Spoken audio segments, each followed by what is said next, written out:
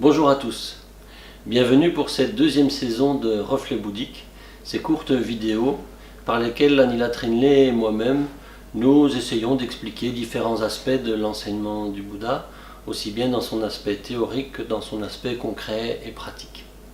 Et pour cette première vidéo de l'année, je vais commencer par aborder le fondement, la base de toute voie spirituelle, et particulièrement la voie bouddhique, qui est de prendre conscience de son fonctionnement. L'idée est celle-ci, c'est que si l'on veut parcourir un chemin spirituel, si l'on veut progressivement se transformer, la première étape consiste à, et c'est une étape qui va nous suivre tout au long du chemin, à être de plus en plus conscient de ce qui se passe en nous pour pouvoir le transformer. Et là, il va falloir combiner deux aspects.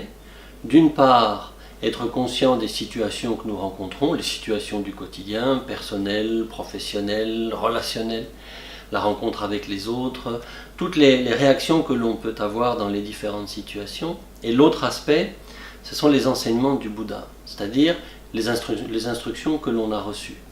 En effet, l'enseignement du Bouddha nous renseigne sur la nature des phénomènes, la nature de nos réactions, sur ce qu'est l'esprit, sur ce que sont les émotions. Et cela nous donne d'une certaine façon une grille de lecture, une façon de comprendre ce qui se passe en nous, de prendre conscience des différentes réactions émotionnelles, discursives, etc. Et qu'allons-nous voir si l'on développe ce regard-là, cette conscience-là? C'est Jigme Rinpoche qui nous répond, il dit « Tous les êtres partagent un même schéma de fonctionnement. Nous croyons en nos connaissances et sommes convaincus de leur véracité, mais nous en sommes aussi prisonniers. » Donc l'idée, c'est de porter un regard qui nous amène à être conscients de nos représentations, de l'idée qu'on a sur les choses, de nos jeux émotionnels. Bien sûr, cela va révéler aussi les capacités, les potentiels qui sont en nous.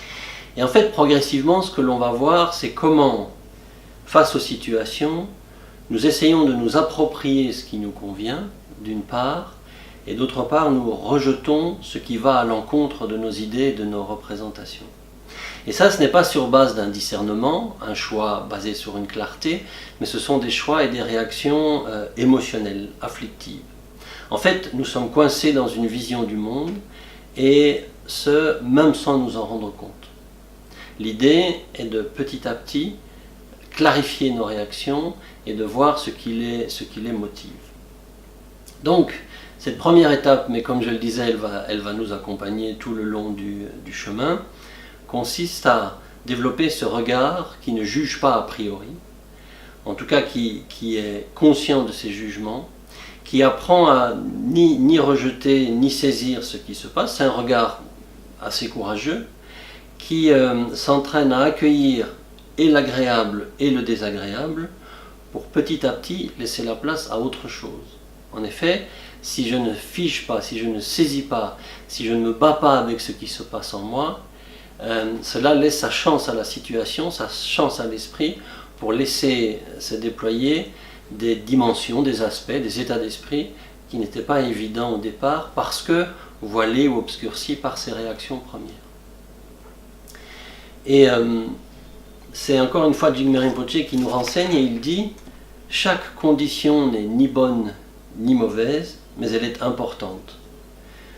Nous avons alors plus d'espace pour ajuster ou modifier notre position afin d'être en mesure de travailler avec la situation qui s'offre à nous. » En fait, connaître notre fonctionnement, c'est ce qui va nous permettre de développer une clarté qui nous autorise à faire des choix plus clairs, d'un côté adopter des attitudes, mais aussi de renoncer à d'autres. Et ce regard porté sur nous-mêmes, cette connaissance de notre fonctionnement, va nous amener petit à petit à plus de liberté. La liberté de choisir ce que l'on souhaite suivre et la liberté de renoncer à ce à quoi il nous faut renoncer. D'ailleurs, ce dernier terme, renoncement, qui est un terme qui peut poser question, nous l'aborderons la semaine prochaine. Bonne réflexion à tous.